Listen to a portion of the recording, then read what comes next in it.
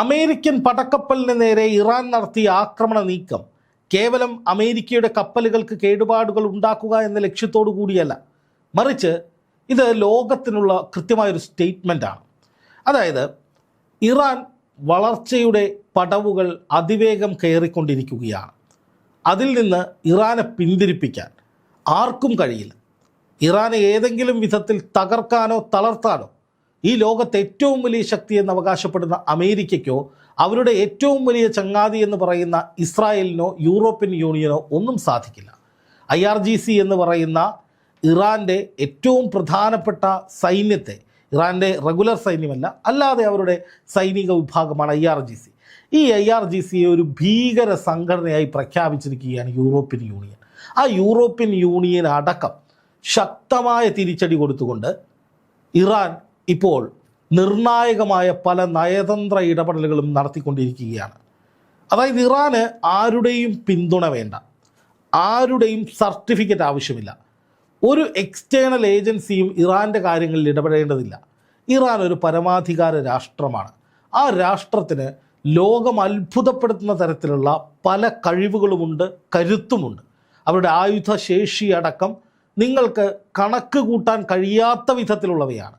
അതുകൊണ്ട് തന്നെ ഇറാൻ്റെ കരുത്തിൽ സ്വയമേവ വളർന്ന് കരുത്താർജിച്ച് ലോകം കീഴടക്കുന്ന ശക്തിയായി മുന്നോട്ട് പോകാൻ പോവുകയാണ്. അതിന് തടസ്സം നിൽക്കുന്നവരാരായാലും അവരോട് യാതൊരു വിധത്തിലുള്ള വിട്ടുവീഴ്ചയുമില്ല, അവരോട് യാതൊരു വിധത്തിലുള്ള ചർച്ചയുമില്ല. അവർ ചർച്ചയ്ക്ക് തയ്യാറാകുന്നുവെങ്കിൽ അത് ഞങ്ങൾ പറയുന്നിടത്ത് ഞങ്ങൾ പറയുന്ന വിഷയമായിരിക്കണം ചർച്ച ചെയ്യേണ്ടത്. ഇതാണ് ഇറാൻ ഒരൊറ്റ ഡ്രോൺ ആക്രമണ ശ്രമത്തിലൂടെ ഈ ലോകത്തിന് നൽകിയ സന്ദേശം. ഒരു ചെറിയ ഡ്രോൺ 10,000-20,000 രൂപ വിലയെ കാണത്തുള്ളൂ.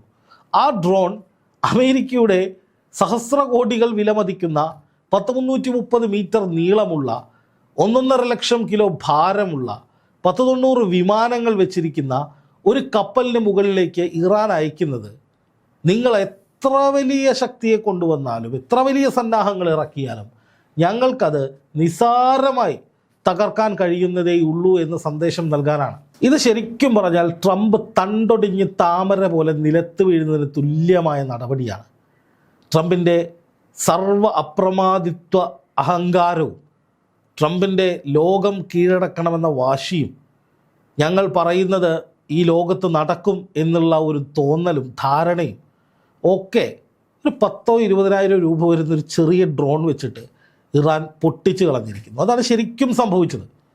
ഈ F-35 എന്ന വിമാനം പറന്നുയർന്ന് ആ ഡ്രോണിനെ വെടിവെച്ചിടുന്ന അത്രയും നടപടിക്രമങ്ങൾ ചെയ്യണമെങ്കിൽ തന്നെ എത്ര ലക്ഷം രൂപയുടെ ചിലവാണെന്നറിയോ?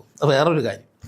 അതുമാത്രമല്ല, ഈ പറയുന്ന ഡ്രോണുകൾ ഉപയോഗിച്ച് മാസ്സായിട്ടൊരു ആക്രമണം നടന്നാൽ അമേരിക്കൻ വിമാനങ്ങൾക്കത് കൺട്രോൾ ചെയ്യാൻ ബുദ്ധിമുട്ടായിരിക്കും. 100, 200, 300, 500, 1000 ഡ്രോണുകൾ ഒന്നിച്ചയക്കാനുള്ള ശേഷി ഇറാനുണ്ട്. അപ്പോൾ ഈ ഒരൊറ്റ ആക്രമണ നീക്കം, അല്ലെങ്കിൽ ഈ കപ്പലിന് മുകളിൽ ആ ഡ്രോൺ എത്തിച്ചതിലൂടെ ദൂരവ്യാപകമായ പ്രത്യാഘാതങ്ങൾ വരാൻ പോകുന്നു എന്ന വലിയ സന്ദേശമാണ് അമേരിക്കയ്ക്ക് ഇറാൻ കൊടുത്തിരിക്കുന്നത്. ഇതോടുകൂടി ട്രംപിൻ്റെ ഒന്നുമല്ല, ആ വിരട്ടലിന് മുന്നിൽ ഇറാൻ വഴിപ്പെടില്ല എന്ന സന്ദേശം ഇറാൻ കൃത്യമായി മുന്നോട്ട് വെച്ചു. അത് ട്രംപ് എന്ന ഭരണാധികാരി കരുത്തില്ലാത്ത, കഴിവില്ലാത്ത, ഈ പറയുന്ന ധൈര്യമൊന്നുമില്ലാത്തൊരു നേതാവാണ്, ഒരു ഭരണാധികാരിയാണ് എന്ന് ലോകത്തിന് തെളിയിച്ചു കൊടുക്കുകയാണ് ഇറാൻ്റെ പരമാധികാരിയായിട്ടുള്ള ആയത്തുള്ള അലി ഖാംനെയി ഈ നീക്കത്തിലൂടെ ചെയ്തിരിക്കുന്നത്. ഇനി ഇത് മാത്രമല്ല, ഇനി വരാൻ കിടക്കുന്ന കുറച്ച് കാര്യങ്ങൾ കൂടിയുണ്ട്. ഇറാനെ ഇനി പിടിച്ചാൽ കിട്ടാത്ത വിധത്തിലേക്കുള്ള വളർച്ചയിലേക്ക് നയിക്കുന്ന നീക്കങ്ങളാണ് അവരുടെ ഭരണാധികാരികൾ നടത്താൻ പോകുന്നത് എന്ന് ഈ നടപടിയിലൂടെ നമുക്ക് തീർച്ചപ്പെടുത്താൻ കഴിയും. കാരണം അമേരിക്കയുമായി ഏതെങ്കിലും തരത്തിലുള്ള സെറ്റിൽമെൻറ്റിനാണ് ഇറാൻ ശ്രമിച്ചിരുന്നതെങ്കിൽ നമുക്ക് പറയാം ഇറാൻ തളർന്നു. ഇനി ഇറാന് പാശ്ചാത്യ സഹായമില്ലാതെ മുന്നോട്ട് പോകാൻ കഴിയില്ല. അമേരിക്കയുടെ ഒരു കോളനിയായി നിന്നെങ്കിൽ മാത്രമേ ഇറാൻ ഭരണകൂടത്തിന് അവിടെ നിലനിൽക്കാൻ കഴിയൂ. പലപ്പോഴും ഭരണകൂടങ്ങൾ തളരുമ്പോൾ, അല്ലെങ്കിൽ ഭരണകൂടങ്ങൾക്ക് മേൽ വെല്ലുവിളികൾ ഒരുപാടാകുമ്പോൾ ഭരണത്തോട് താല്പര്യമുള്ള, അല്ലെങ്കിൽ അധികാരത്തോട് ആർത്തിയുള്ള ഭരണാധികാരികൾ ആ രാജ്യ താല്പര്യങ്ങളെ മറന്നുകൊണ്ട് അവരുടെ നന്മയ്ക്ക് വേണ്ടി, അല്ലെങ്കിൽ അവരുടെ സുരക്ഷിതത്വത്തിന് വേണ്ടി എതിരാളികളുമായി ചങ്ങാത്തത്തിൽ ഏർപ്പെടുകയോ പാശ്ചാത്യ ശക്തികൾക്ക് വിധേയപ്പെടുകയോ ഒക്കെ ചെയ്യാറുണ്ട്. ഈ ലോകത്ത് സംഭവിക്കുന്നൊരു കാര്യമാണ്. പല ഭരണാധികാരികളും അങ്ങനെയുള്ളവരായിരുന്നു. പക്ഷേ ഇവിടെ നോക്കുക, രാജ്യത്തിൻ്റെ ആത്മാഭിമാനത്തിനാണ് ഖാംനെയി വില കൊടുക്കുന്നത്. ജനമധ്യത്തിൽ വന്നുകൊണ്ട് കഴിഞ്ഞ ദിവസം ലോകത്തെ ഞെട്ടിച്ചുകൊണ്ട് ഖാംനെയി പറഞ്ഞ കാര്യം, ഞങ്ങളുടെ ആത്മാഭിമാനത്തിനാണ് ഞങ്ങൾ മൂല്യം കൽപ്പിക്കുന്നത്. ആ ആത്മാഭിമാനം നഷ്ടപ്പെടാതിരിക്കാൻ ജനങ്ങൾ മുഴുവൻ പാശ്ചാത്യ ശക്തികൾക്കെതിരെ, സയനിസ്റ്റ് ഭീകരർക്കെതിരെ ഒറ്റക്കെട്ടായി അണിനിരക്കണമെന്ന് ഖാംനെയി പറഞ്ഞപ്പോൾ ഇറാനിലെ ജനങ്ങൾ ഒറ്റക്കെട്ടായി ഖാംനെയ്ക്കൊപ്പം നിൽക്കുകയായിരുന്നു. കാരണം രാജ്യ താൽപ്പര്യത്തെ, രാജ്യത്തിൻ്റെ പരമാധികാരത്തെ, രാജ്യത്തിൻ്റെ ആത്മാഭിമാനത്തെ മുറുക്കെ പിടിക്കുകയും ഇത്രയധികം ബഹുമാനിക്കുകയും ചെയ്യുന്ന, സ്വന്തം ജീവൻ പോയാലും തൻ്റെ ഭരണം താഴെ വീണാലും കുഴപ്പമില്ല, അതുവരെയും രാജ്യ താൽപ്പര്യങ്ങൾ സംരക്ഷിക്കും, രാജ്യത്തിന് വേണ്ടി ഏതറ്റം വരെയും പോകുമെന്ന് പ്രഖ്യാപിക്കുന്ന ഒരു ഭരണാധികാരിക്ക് മുന്നിൽ അവിടുത്തെ ജനങ്ങൾ സാഷ്ടാംഗം നമിക്കുകയായിരുന്നു. ഇതോടെ ഇറാൻ്റെ ഒരു പ്രധാനപ്പെട്ട പ്രശ്നം അങ്ങ് മാറിക്കിട്ടി. എന്തായിരുന്നു? ഇറാൻ്റെ ആഭ്യന്തര പ്രശ്നങ്ങൾ. അതായത് ഇറാനിൽ ഭരണകൂടത്തിനെതിരെ ഉണ്ടായിരുന്ന ഭരണവിരുദ്ധ വികാരം, അതിനൊപ്പം നിന്നിരുന്ന ആളുകളുടെ എണ്ണം വളരെയധികം കുറഞ്ഞു. ഇറാനെതിരെ ഇസ്രായേലും അമേരിക്കയും ചേർന്ന് തയ്യാറാക്കിയ ഒരു കൃത്യമായ ഗൂഢാലോചനയുടെ ഭാഗമായിട്ടാണ് ഈ ആഭ്യന്തര കലാപവും കൊലപാതകങ്ങളും ഒക്കെ നടന്നത് എന്ന് IRGC തെളിവ് സഹിതം ജനങ്ങളെ ബോധ്യപ്പെടുത്തി, ലോകത്തെ ബോധ്യപ്പെടുത്തി. അപ്പോൾ എന്താണ് സംഭവിച്ചത്? അതിനുശേഷം സംഭവിച്ചത് എന്താണ്? അവിടെ 400ഓളം പ്രവിശ്യകളിൽ, ഇറാൻ്റെ 400ഓളം പ്രവിശ്യകളിൽ ഇറാൻ്റെ അധികാരികൾ വലിയ റെയ്ഡ് നടത്തി അവിടുത്തെ ആഭ്യന്തര കലാപകാരികളെ മുഴുവൻ പിടികൂടി. അപ്പോൾ ഇനി അങ്ങനെ ഒരു കലാപത്തിനുള്ള സാധ്യതയില്ല അവിടെ. അതുകൊണ്ട് തന്നെ ഇറാൻ ഇനി മുന്നോട്ട് പോകാം. വെള്ളിയാഴ്ച ആണവോർജ്ജ വിഷയവുമായി ബന്ധപ്പെട്ട ചർച്ചയിൽ ഇറാൻ ഉന്നയിക്കുന്ന കാര്യം, ഞങ്ങളുടെ ഊർജ്ജ പ്രതിസന്ധി പരിഹരിക്കാൻ ഞങ്ങൾ ആണവ പരീക്ഷണം നടത്തുമെന്നാണ്. അതിൽ ഒപ്പുവെക്കേണ്ട അവസ്ഥയിലേക്ക് ട്രംപ് വരും, ഇല്ലെങ്കിൽ യുദ്ധമായിരിക്കും. യുദ്ധം വന്നാൽ ട്രംപിന് നിക്കക്കളി ഉണ്ടാവില്ല, അതുകൊണ്ട് അതിലേക്ക് പോവില്ല.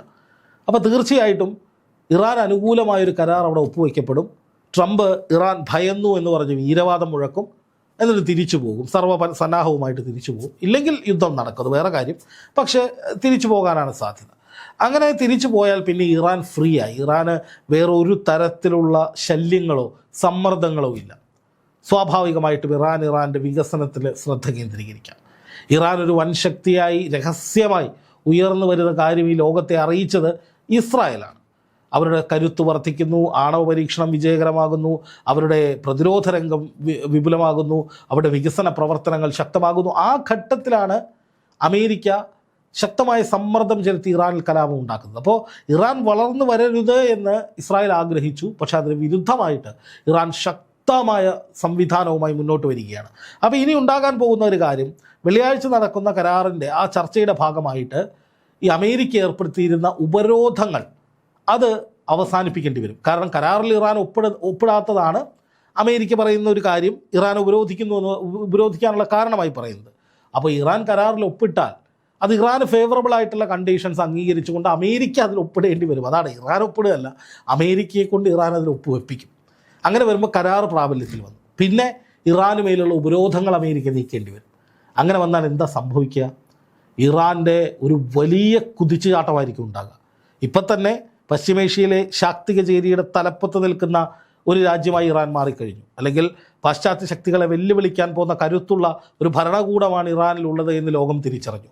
സായുധമായി പോലും ഈ വൻ ശക്തികളെ വിറപ്പിക്കാൻ കഴിവ് ഇറാനുണ്ട്, ചങ്കൂറ്റമുണ്ട്, ചങ്കുറപ്പുണ്ട് എന്ന കാര്യവും ലോകം അറിഞ്ഞിട്ടുണ്ട്.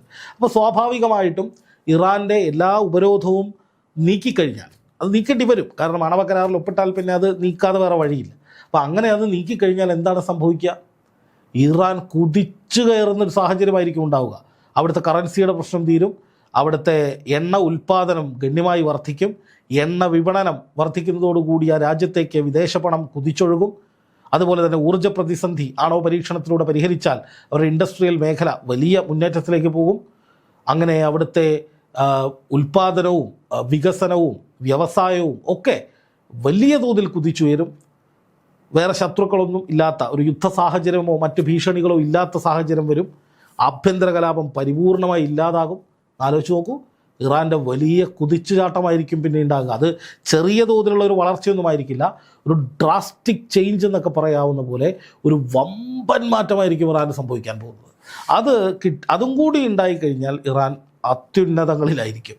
ട്രംപിൻ്റെ സകല ഇടപാടുകളും ചീറ്റിപ്പോയി എന്ന് പറയേണ്ടി വരും. ട്രംപിൻ്റെ വിരട്ടലും ട്രംപിൻ്റെ ഭീഷണിയും ട്രംപിൻ്റെ വിലപേശലും ട്രംപിൻ്റെ ലോകശക്തി എന്ന അഹങ്കാരവും ഒക്കെ ഒറ്റയടിക്ക് ഇറാൻ തകർത്ത് തരിപ്പണമാക്കിക്കൊണ്ട് വലിയ ഉയരങ്ങളിലേക്ക് അമേരിക്കയോട് കിടപിടിക്കാവുന്ന വിധത്തിലുള്ള പശ്ചിമേഷ്യയിലെ ഏറ്റവും വലിയൊരു സൂപ്പർ പവർ എന്ന നിലയിലേക്ക് വൈകാതെ ഇറാന് വരാൻ കഴിയും. കാരണം സകല മേഖലകളിലും മാറ്റങ്ങൾ ഉണ്ടാകും. ചൈന സാമ്പത്തികമായി ഇറാനെ സഹായിക്കാൻ തയ്യാറാണെന്ന് നേരത്തെ പറഞ്ഞിട്ടുണ്ട്.